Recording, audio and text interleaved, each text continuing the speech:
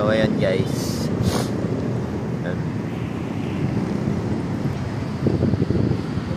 Ayan. So ngayon, nandito ako ngayon sa isa sa mga hotel sa Cubao.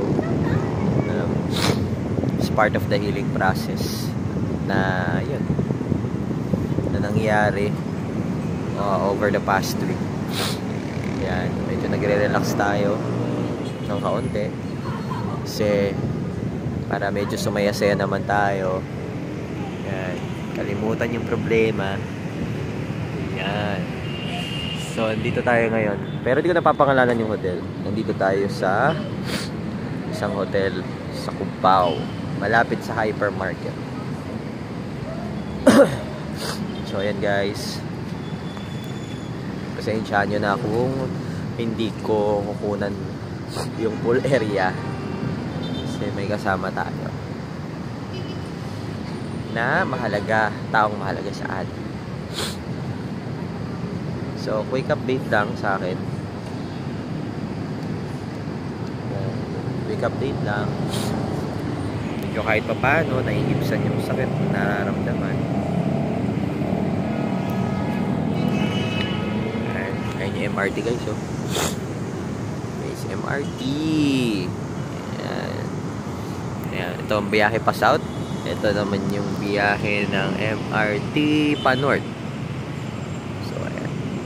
Carousel guys. So ayun guys, quick review lang ano. Ito hotel na to, ang nagastos namin dito ng kasama ko is almost 3,700. 2 days, 2 nights. So bali 2 days. 3,700, pero dun sa 3,700 na yun sulit na kasi free yung pool. Ayan, nakikita nyo, free yung pool niya. Unlike other hotel, may last time na nag-check-in kami, plus 200 per person. Pero dito, free na. Pero medyo, yun nga, medyo gitna kasi siya ng ano eh, ng, ayan, gitna siya ng Santolan Station, tsaka ng Cubao Station. So, kapag galing ka talaga ng yan, halimbawa Cubao or Santolan man, no choice ka but to walk.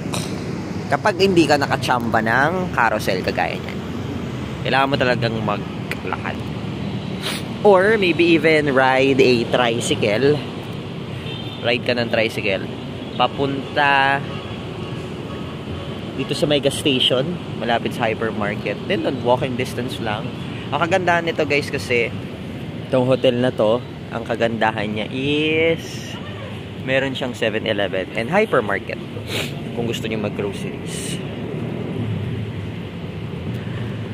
So 2 days, 2 nights lang to guys. Tapos yung pool niya 30 minutes before yung actual swim nyo, kailangan niya na magpa-schedule.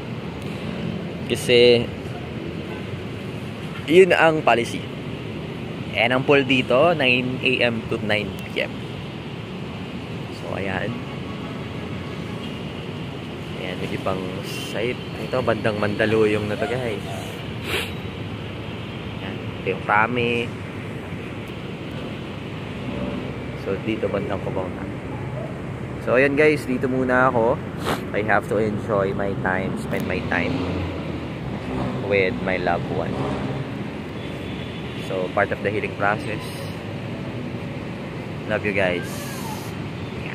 Bye-bye.